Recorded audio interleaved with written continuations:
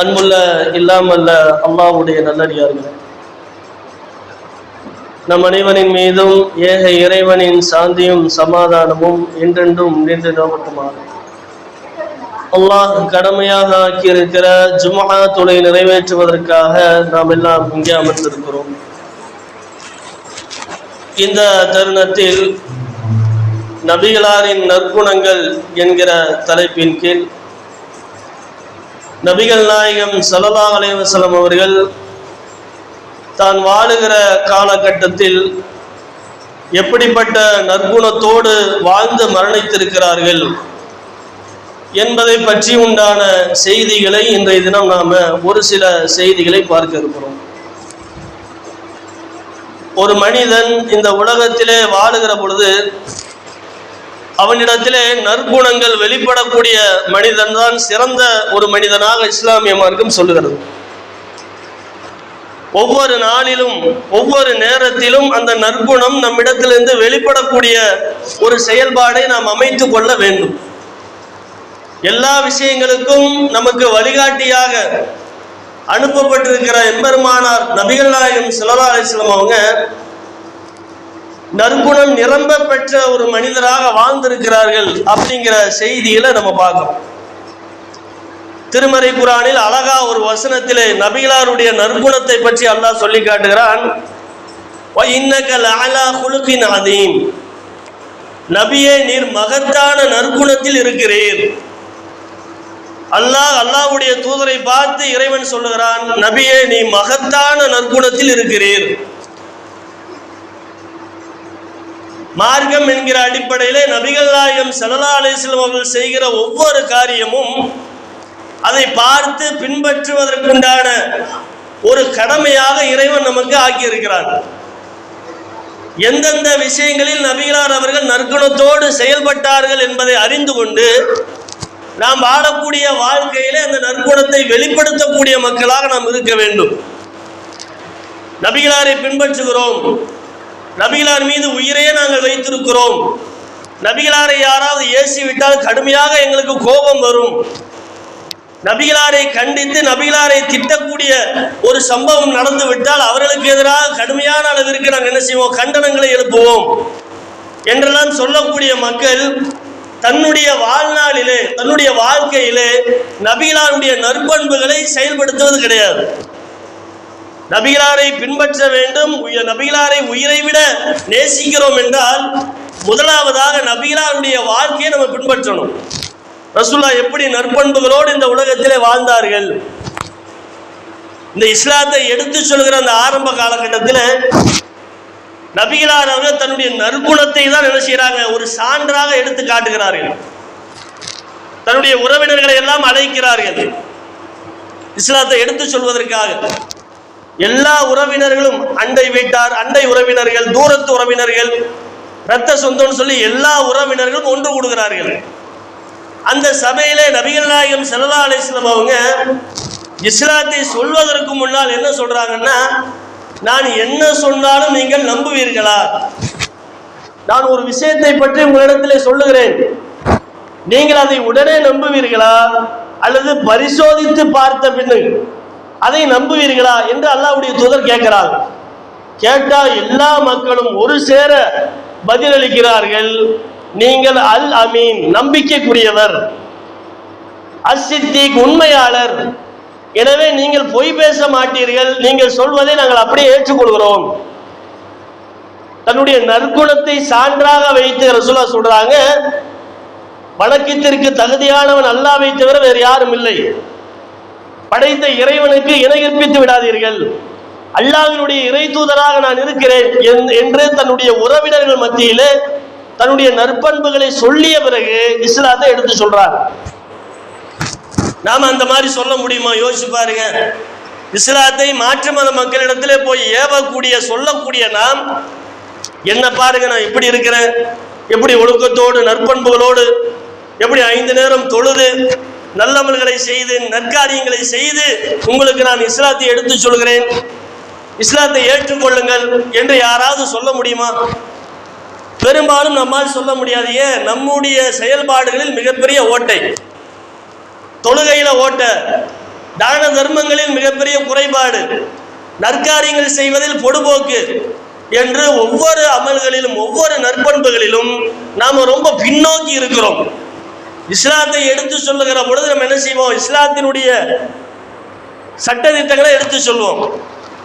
இந்த மார்க்கம் தூய்மையானது, உன்னதமானது, இதை தவிர்த்து வேற அனைத்து மார்க்குமே வழிகெட்ட ஒரு மார்க்கம் என்று சொல்லி அறிவுபூர்வமாக அந்த மக்களிடத்தில் இஸ்லாத்தை எடுத்து சொல்வோமே தவிர நம்முடைய நற்பண்புகளை சொல்லி காட்டி நம்முடைய நடவடிக்கைகளை சொல்லி காட்டி இஸ்லாத்தை எடுத்து சொல்ல மாட்டோம்.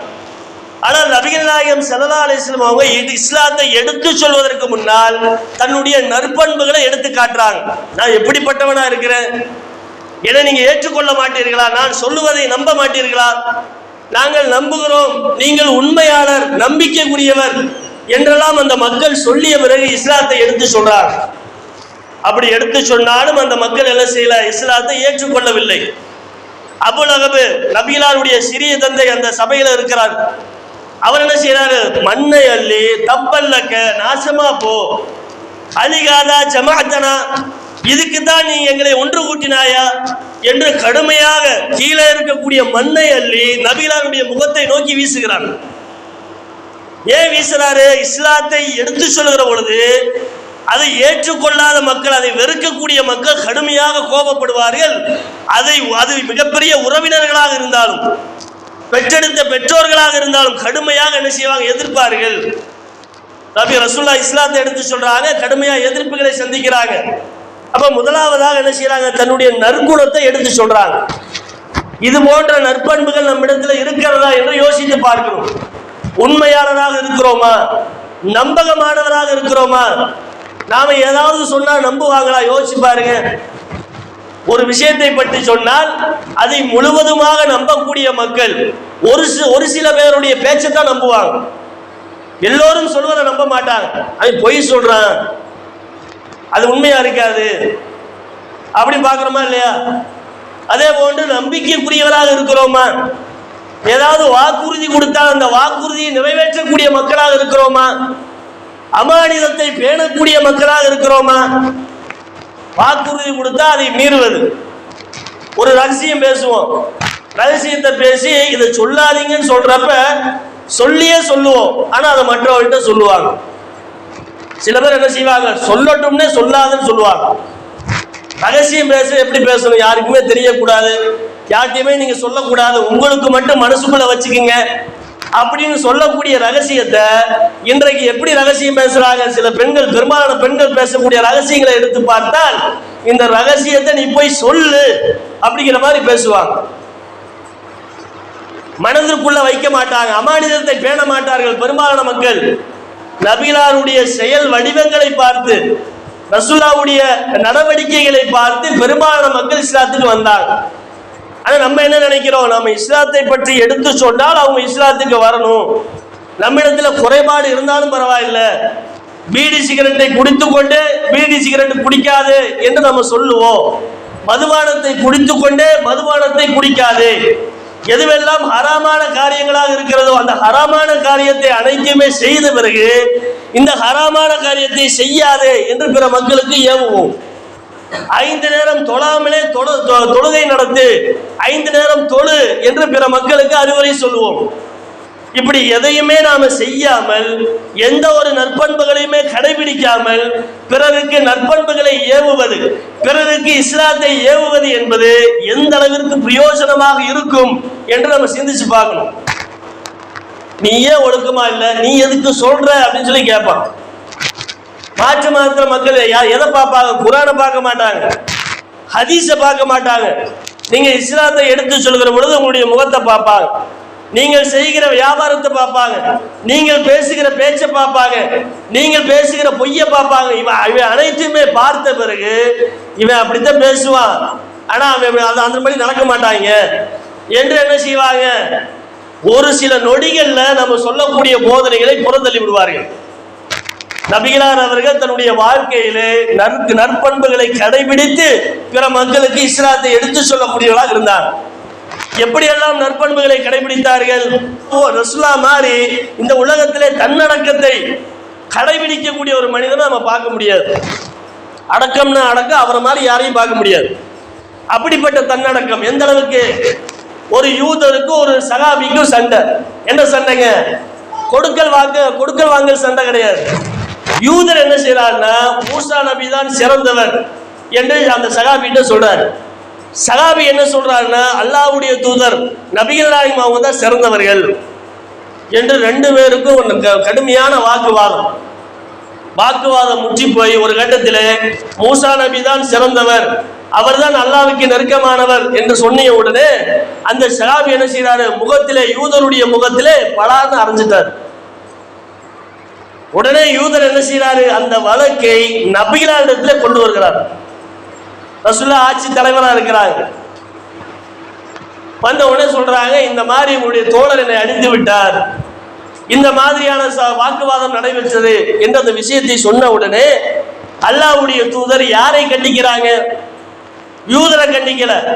இஸ்லாத்துக்கு ஆதரவாக இருந்த நபிகளாயத்திற்கு ஆதரவாக பேசிய அந்த சகாபியை ரசூலுல்லாஹ் கண்டிக்கிறாங்க.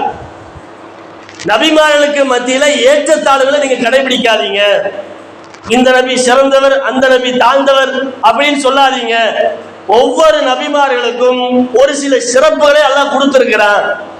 அந்த சிறப்புகளின் அடிப்படையிலே ஒவ்வொரு நபிமார்களும் சிறப்பு வாய்ந்தவர்கள் என்று நபிகள் நாயகம் ஸல்லல்லாஹு அலைஹி வஸல்லம் அவங்க அந்த சஹாபியிட்ட அறிவுரை சொல்றாங்க. எப்படிப்பட்ட தன்னடக்கம் பாருங்க. அல்லாஹ்வுடைய இறை தூதராக இருக்கிற நபிகள் நாயகம் ஸல்லல்லாஹு அலைஹி வஸல்லம் அவங்க, அதுவும் கடைசி இறை தூதர், லட்சக்கணக்கான கோடிக்கணக்கான மக்கள் அவர்கள் பின்னால் அணிவகுக்கக்கூடிய ஒரு உம்மத்தை பெற்ற ஒரு நபிகள் நாயகம். அவங்க என்ன செய்யறாங்க, தன்னடக்கத்தை கடைபிடித்து சொல்றாங்க, என்னை மற்ற நபிமார்களை விட என்னை உயர்த்தி வைக்காதீர்கள், எல்லோரையும் சமமாக பாருங்கள் என்கிற ஒரு தன்னடக்கத்தை கடைபிடிக்கக்கூடிய நபிகள் நாயகத்தை நம்ம பார்க்கிறோம். ஆனா நம்முடைய வாழ்க்கையில கடைபிடிக்கிறோம். யோசிச்சு பாருங்க, ஒரு பதவி உயர்வு வந்து விட்டால் அதை வைத்து பெருமை அடிக்கக்கூடிய மக்களை பார்க்கிறோம். பொருளாதாரம் இருந்து விட்டால் அதை வைத்து பெருமை. அந்த பொருளாதாரத்தை இவர் சம்பாதிச்சிருக்க மாட்டார், கஷ்டப்பட்டு கடுமையான அறிவு திறனை, உடல் உழைப்பை போட்டு அந்த வருமானத்தை ஈட்டி இருக்க மாட்டார். வம்சாவளியாக அப்பம் பாட்டு சொத்துல இருந்து இவருக்கு சொத்து கிடைக்கும். அந்த சொத்தை வச்சு என்ன செய்வான், பெருமை அடிப்பான். நீ எனக்கு கீழே, நான் உனக்கு மேல என்றெல்லாம் பெருமை அடிக்கக்கூடிய ஆட்களை பார்க்கிறோமா இல்லையா? தன்னடக்கத்தை கடைபிடிக்காமல் வாழக்கூடிய முஸ்லிம்களை பார்க்கிறோம். ஆனா நபிகளாருடைய செய்திகள், சம்பவங்களை நீங்க பாருங்க. அல்லாஹ்வுடைய இறை தூதராக இருக்கிறாங்க, மிகப்பெரிய ஆட்சி தலைவராக இருக்கிறார்கள், அவர்களுக்காக உயிரை கொடுக்கக்கூடிய பல லட்சக்கணக்கான சகாபாக்கள் இருக்கிறார்கள். அந்த நேரத்திலே நபிகளாரிடத்தினுடைய வாயிலிருந்து வரக்கூடிய வார்த்தை என்ன? மற்றவரை விட என்னை உயர்த்தி விடாதீர்கள்.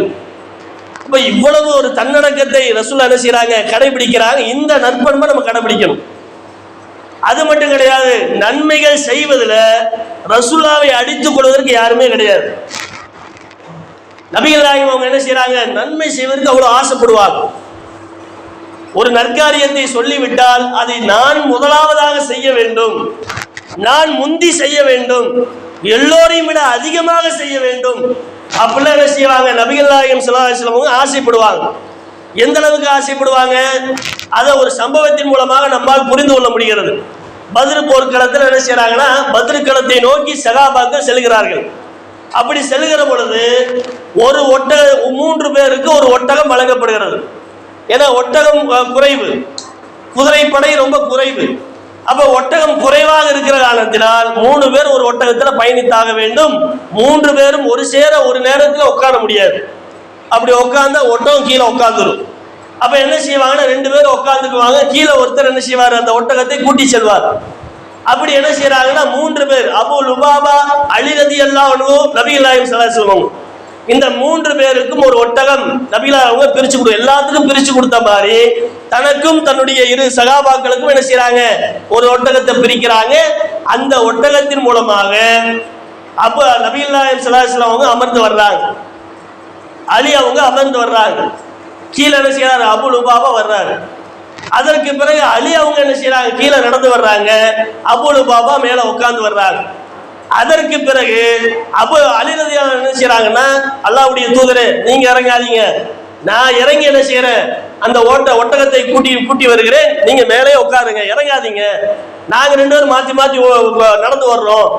அப்ப ரசூலுல்லாஹ் சொல்றாங்க, உங்களை விட நன்மைகளில் பிந்தியவன் நான் கிடையாது, நான் நன்மைகளை முந்தி செய்யக்கூடியவராக இருக்கிறேன் என்று ரசூலுல்லாஹ் என்ன செய்றாங்க, இறங்கி நபிகளாருடைய அந்த நபிகளாருடைய வரிசை வருகிற பொழுது ரசூலுல்லாஹ் கீழே இறங்கி நடந்தாங்க. அபூ லுபாபா அலி ரலியல்லாஹு அன்ஹு மேல உட்கார்ந்து வருவாங்க, ரசூலுல்லாஹ் கீழே நடந்து வருவாங்க. இப்படிப்பட்ட தலைவரை பார்க்க முடியுமா உலகத்துல? சாதாரண கவுன்சிலர் கீழே நடந்தாவே நடக்காதீங்க, பைக்ல உட்காருங்க, கார்ல உட்காருங்க என்று அலப்பறம் பண்ணக்கூடிய மக்களை பார்க்கிறோம்.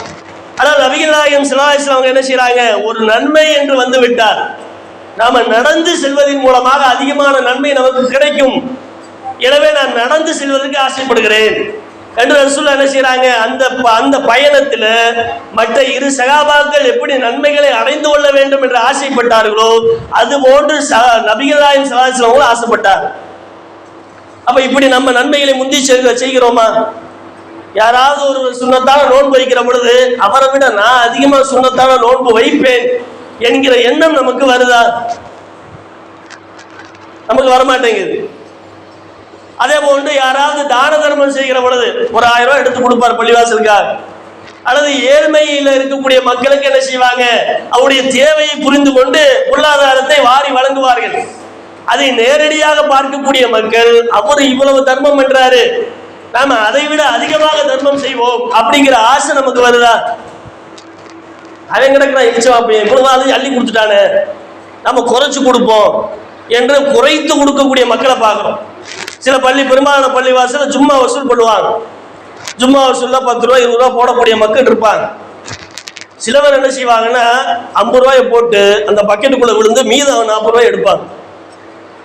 அந்த 40 ரூபாய் எனக்கு வேணும். அப்ப நமக்கு இந்த பொருளாதாரத்தை அல்லாஹ்வுடைய பாதையில செலவு செய்யலாம் என்கிற எண்ணம் நமக்கு வர மாட்டேங்குது. ஒரு 100 ரூபாய் போட்டாலும் நம்ம ஒரு 200 ரூபாய் போடுவோம், அல்லது 100 ரூபாயாவது போடுவோம் அப்படிங்கிற சிந்தனை நன்மைகளை செய்வதில் அதிகமான ஆசை நமக்கு வர மாட்டேங்குது.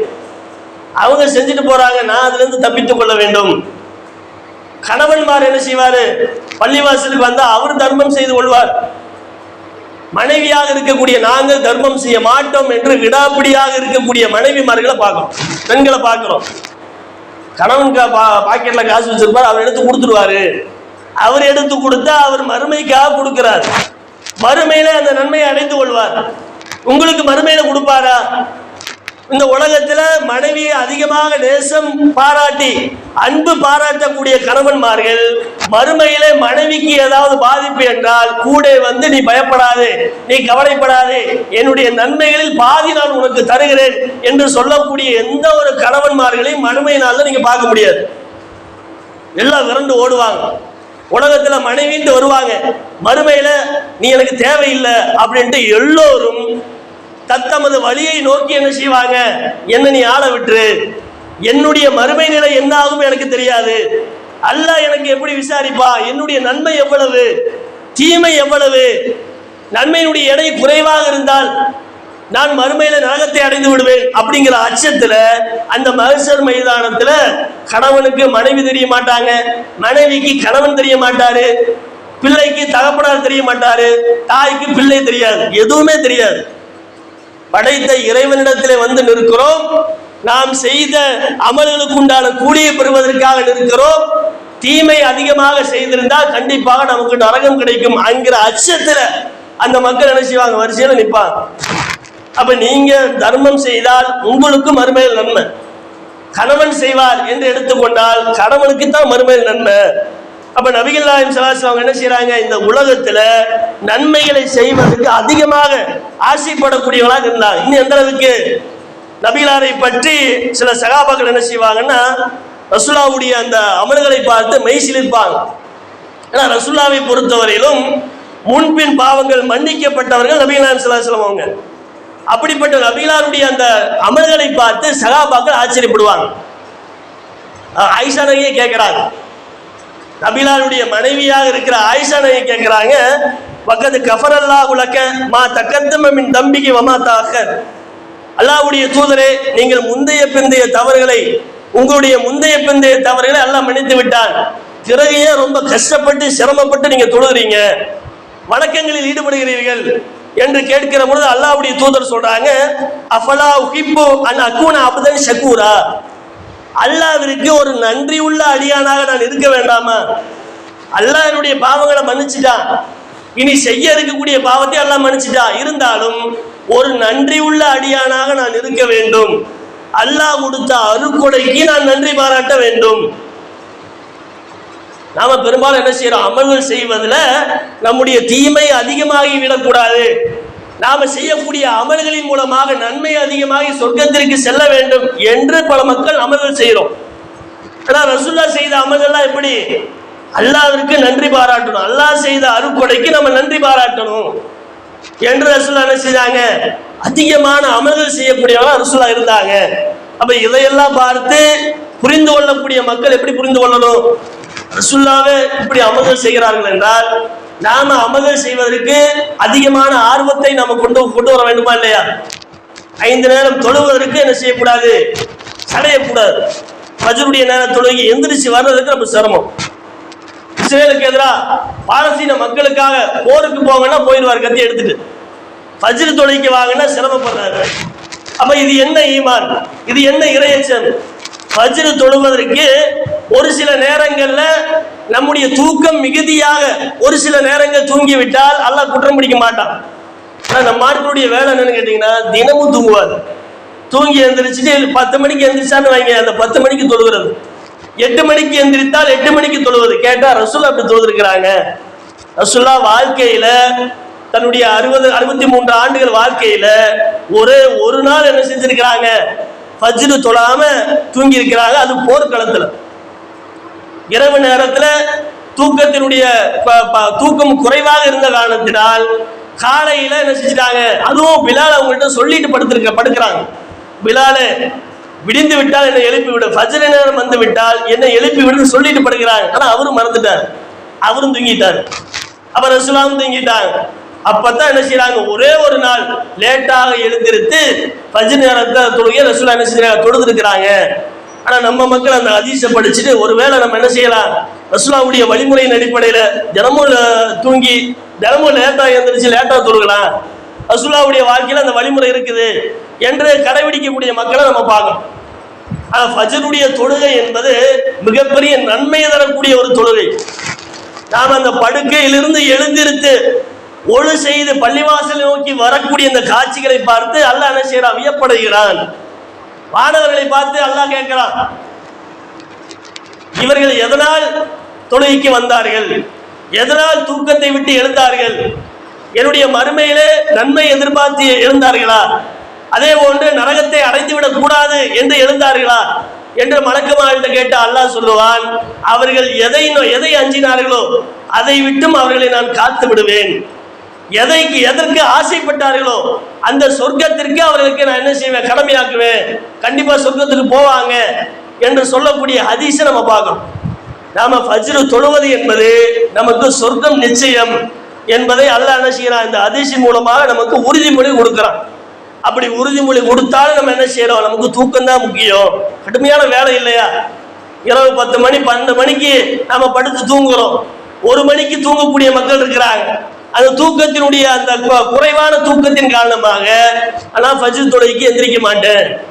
நான் இது எல்லா நேரத்திலும் நம்ம அதை கடைப்பிடிக்கிறோம். யோசிச்சு பாருங்க, காலையில வெள்ளனமா ஒரு 4 மணிக்கு கொடைக்கானல் போகணும், ஊட்டி போகணும்னா என்ன செய்வோம், 3 மணிக்கு அலாரம் வச்சு எந்திரிச்சிருவோம். எந்திரிச்சு அது பிறகு ஊட்டி போவதற்கு உண்டான என்னென்ன வேலை இருக்கு, ஏற்பாடுகள் இருக்குதோ அந்த எல்லா ஏற்பாடையும் செய்து, கொடைக்கானல் போவதற்கு என்னென்ன ஏற்பாடு அந்த எல்லா ஏற்பாடுகளையும் செய்து, சுற்றுலா தலங்களுக்கு செல்வதற்கு நாம காட்டக்கூடிய முயற்சியை மறுமையில வெற்றி அடைவதற்காக அல்லாஹ்வை வணங்குவதற்காக அந்த முயற்சிகளை நம்ம காட்டி இருக்கிறோமா? ஃபஜ்ர் நேரம் எழுந்து வருவது என்பது ரொம்ப சிரமமாக நமக்கு அமைந்து விட்டது. நாம அதை சிரமமாக மாற்றிக் கொள்கிறோம். ஷைத்தான் அப்படின்னு ரசூலுல்லாஹ் சொல்றாங்க, அழகா சொல்றாங்க, ஷைத்தான் மனிதனுடைய தலைமாட்டிற்கு அருகாமையில் அமர்ந்து கொண்டு கழுத்துல 3 முடிச்சுகளை போடுவான். மாட்டு மத சகோதரர் என்ன செய்வாங்க, திருமணம் முடிக்கிற பொழுது மனைவி கழுத்துல 3 முடிச்சு போடுவாங்க. எதுக்கு போடுறாங்க, நீ எனக்கு அடிமையா இருக்கணும் அப்படிங்கிற மாதிரி என்ன செய்யறாங்க, அப்படிங்கிற ஒரு அம்சத்துல போடுறான், பெண்ணடிமைத்தனம். ஆனா அதை காப்பி அடிச்சு நம்ம மக்கள் கூட என்ன செய்யறாங்க, நிக்காங்கிற அந்த சுண்ணத்துல இந்த கருகமணி மாட்டக்கூடிய பெண்களை பார்க்கிறோம். இது மாற்று மத கலாச்சாரம். அப்ப அந்த மாதிரி சைத்தான் என்ன செய்வான்னா தலைமாட்டிற்கு அருகாமையில் அமர்ந்து கொண்டு கழுத்துல முடிச்சு போடுவான். யார் முழிக்கிறாரோ ஒரு முடிச்சு அவிழ்ந்து விடும். யார் எந்திரிக்கிறாரோ ஒளி செய்கிறாரோ இரண்டாவது முடிச்சு அவிழ்ந்து விடும். யார் தொழுகைக்காக நிற்கிறாரோ மூன்றாவது முடிச்சும் அவிழ்ந்து விடும். தொழுகைக்காக நின்று தொழுது விட்டால் அந்த நாளை சுறுசுறுப்பாக அவர் அடைந்து கொள்வார். சோம்பல் நமக்கு இருக்காது. தொழாம யாரெல்லாம் எந்திரிக்கிறாங்க ஒரு சோம்பலை நீங்க பாப்பீங்க. மத்தியானம் வரை மூஞ்சி ஒரு மாதிரி இருக்கு. காலை அதிகாலை தொழுத மூஞ்சி பாருங்க, ரொம்ப பிரகாசமா ரொம்ப சுறுசுறுப்பான ஒரு மூஞ்சியாக நீங்க பார்க்கலாம். அப்ப ரசூலுல்லாஹ் இந்த ஹதீஸ் மூலம் நமக்கு என்ன சொல்றாங்க? ஃபஜ்ர் தொழுகை என்பது ஷைத்தான் மிகப்பெரிய அளவிற்கு உள்ளத்திலே ஊசலாட்டத்தை ஏற்படுத்தி இன்னும் தூங்கு, இன்னும் இரவு நேரம் இருக்கிறது தூங்கு என்று அவனுடைய மடியில நம்முடைய தலையை வைத்து தலையை கோதி கொண்டு இருக்கக்கூடிய அடிப்படையில் என்ன செய்வான்?